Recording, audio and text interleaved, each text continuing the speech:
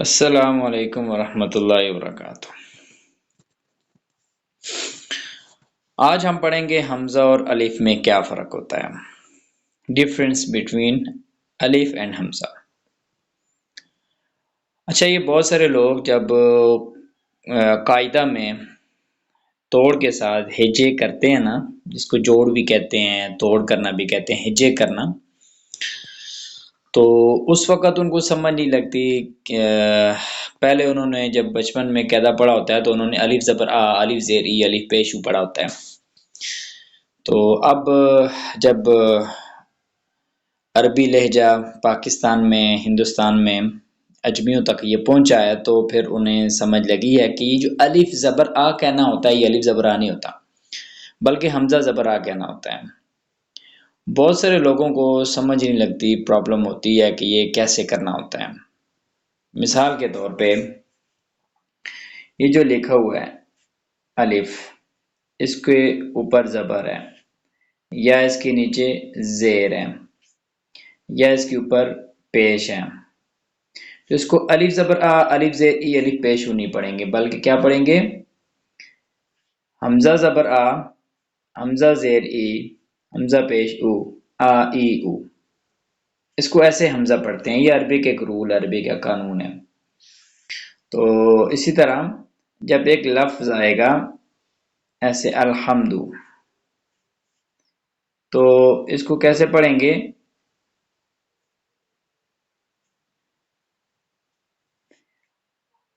الف لام زبر ال نہیں پڑھیں گے بلکہ کیا پڑھیں گے؟ حمزہ لام زبر ال، حمزہ زبر لام ال یا حمزہ لام زبر ال۔ اب اس کو آپ نے الف نہیں پڑھنا، یہ حمزہ پڑھنا ہے۔ یہ رول یاد رکھیں کہ یہ جو الف ہوتا ہے، اس پہ جب زبر آ جائے یا زیر آ جائے، پیش آ جائے، اسی طرح الف کے اوپر یہ جزم سکون آ جائے، جزم، تو اس کو جب یہ ساکن ہوتا ہے نا تب بھی اس کو آپ نے حمزہ پڑھنا ہوتا ہے، ٹھیک ہے؟ جیسے ایک لفظ ہے اقرا، ٹھیک ہے، اقرا، اب یہ بھی حمزہ ہے اور یہ بھی حمزہ ہے، ٹھیک ہے؟ کیوں؟ کیونکہ اس کے نیچے زیر آ گئی ہے، حرکت ہے، اور اس پہ جزم سکون ہے، اس کو جزم سکون کہتے ہیں۔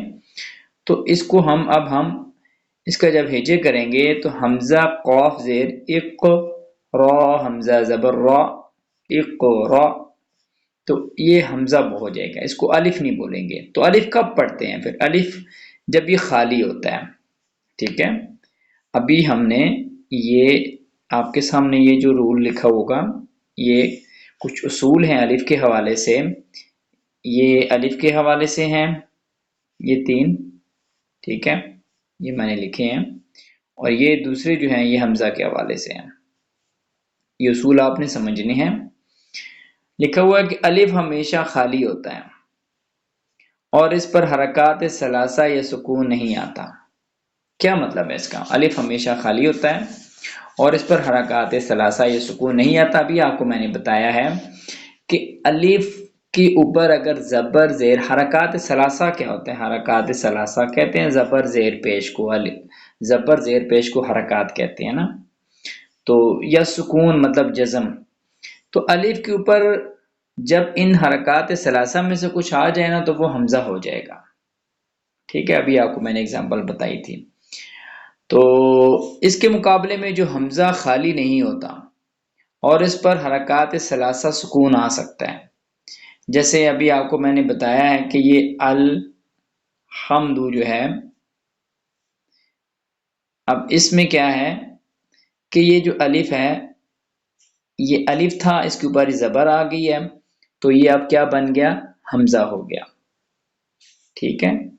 اور الف کی جو اگزامپل بنے گی وہ یہ بنے گی، قاف الف زبر قا، لام زبر لا، قال، قال۔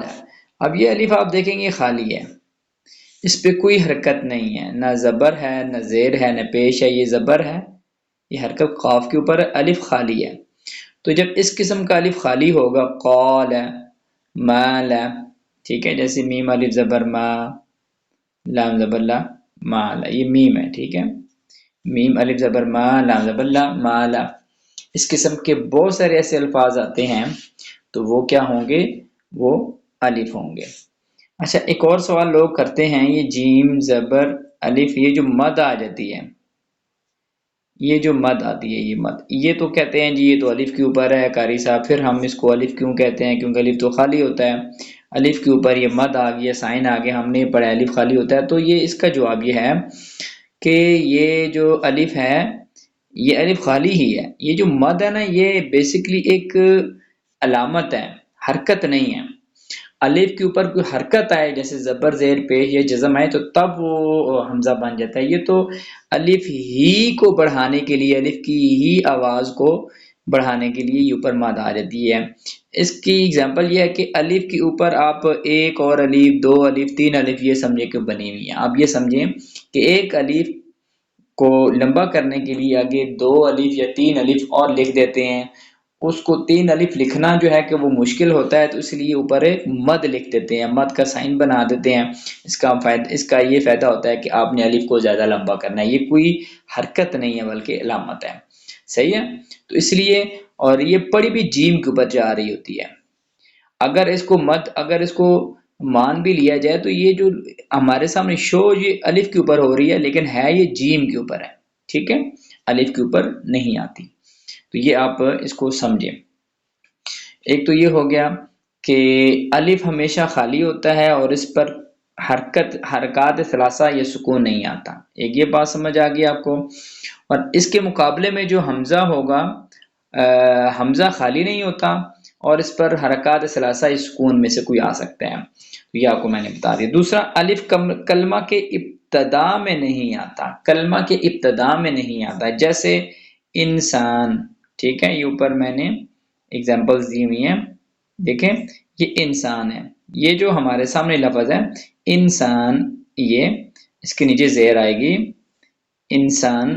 یہ تو یہ ابتدا میں آیا ہوا ہے، لیکن یہ نظر الف آ رہا ہے لیکن ہے یہ حمزہ ہے. جیسے اعمال، یہ ابتدا میں ہے. اقرا، یہ بھی ابتدا میں ہے. تو یہ جو ابتدا جس سے لفظ کا آغاز، کلمے کا آغاز ہوتا ہے، لفظ کا آغاز ہوتا ہے، تو وہ اگر شروع میں آ جائے گا تو وہ الف نہیں ہوگا بلکہ وہ کیا ہوگا؟ اس کو حمزہ کہیں گے. یہ جو درمیان میں ہے نا، یہ الف ہے، اس کو الف کہیں گے. ٹھیک ہے، اور یہ حمزہ ہے. یہ حمزہ کیوں ہے؟ کیونکہ جب ہم اس کے اوپر سکون آتا ہے، اقرا، ٹھیک ہے، اس وجہ سے حمزہ ہوتا ہے. تو دوسرا اصول ہم نے کیا پڑھا تھا کہ الف کلمہ کے ابتدا میں نہیں آتا. ٹھیک ہے، ابتدا میں نہیں آتا. اور اس کے مقابلے میں جو ہم نے پڑھا ہے کہ حمزہ کلمہ کے ابتدا، درمیان اور آخر میں بھی آ سکتا ہے. ٹھیک ہے. اور ایک اور اگلا جو اصول ہے وہ ہے کہ الف سے پہلے والے حرف پہ زبر ہی آتی ہے. ہاں، الف سے جو پہلے والا حرف ہے اس پہ زبر ہی آتی ہے. جیسے قال، مال. اور حمزہ سے پہلے والے حرف پہ زبر بھی آ سکتی ہے، زیر بھی آ سکتی ہے، پیش بھی آ سکتی ہے. ٹھیک ہے، یہ پہلے والے حرف کی بات ہو رہی ہے. جیسے اب قال، ابھی آپ کو میں نے اس کی ایگزامپل پہلے بتائی تھی. قال، قال، جیسے لا الہ الا اللہ. ٹھیک ہے، یہ قال. اب یہ الف ہے نا، یہ الف سے پہلے والا حرف کون سا ہے؟ قاف. اس قاف کی بات ہو رہی ہے کہ اس کے اوپر زبر ہی آتی ہے جو الف سے پہلے والا حرف ہے. اگر الف سے پہلے والے حرف کے اوپر زبر، زیر، پیش آپ دیکھیں نا تو وہ مطلب زیر یا پیش آپ دیکھیں گے تو وہ پھر الف نہیں ہوگا. ٹھیک ہے، وہ پھر الف نہیں ہوگا بلکہ وہ حمزہ ہوگا. حمزہ سے پہلے والے حرف پہ زیر بھی آ سکتی ہے، پیش بھی آ سکتی ہے، لیکن الف کا ما قبل ہمیشہ مفتوح ہوتا ہے، مطلب اس پہ زبر ہوتی ہے، فتح ہوتی ہے. کسرہ و زیر، کسرہ اور ضمہ پیش نہیں آ سکتی. امید ہے آپ کو یہ سمجھ آ گئی ہوگی.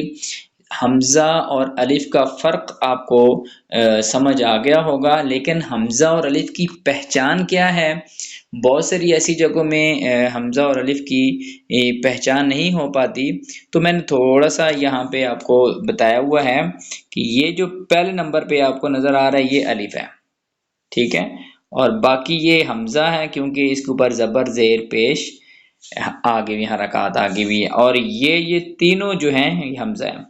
اچھا، یہ الف کے نیچے جو حمزہ ہوتا ہے نا یہ زیر کو شو کر رہا ہوتا ہے، اور یہ جو اوپر پیش اور زبر کو شو کر رہا ہوتا ہے۔ عربی مصحف میں آپ دیکھیں گے یا بسا اوقات آپ قرآن کے اجمی کسی اور جگہ میں بھی عربی سٹائل میں جو لکھا ہوگا وہ آپ دیکھیں گے کہ یہ حمزہ اوپر لکھا ہوتا ہے، کسی کے حمزہ نیچے لکھا ہوتا ہے، یہ بھی مجھ سے کوشچنس کیے جاتے ہیں کیسے بھی نیچے کیوں نہیں، تو یہ نیچے جو ہے یہ زیر کو شو کر رہا ہوتا ہے نا، حمزہ جب نیچے ہو تو اس کا مطلب زیر ہے، اور حمزہ جب اوپر ہو تو اس کا مطلب پیش یا زبر ہے، ٹھیک ہے۔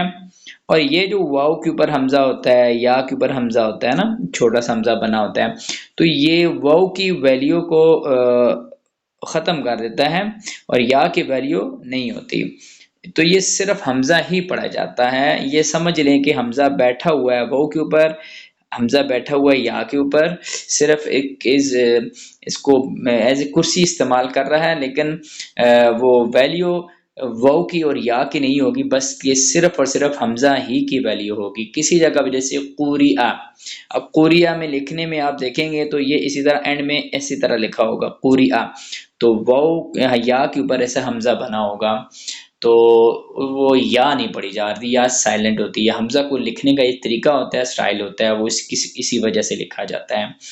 تو بس میرے خیال میں آج اتنا ہی بہت ہے۔ اگر کسی بندے کو اس حوالے سے اور ڈیٹیل چاہیے تو کمنٹس میں یا کوشچن کر کے کال کر کے وضاحت طلب کر سکتا ہے۔ دعا میں یاد رکھیے گا۔ السلام علیکم ورحمۃ اللہ وبرکاتہ۔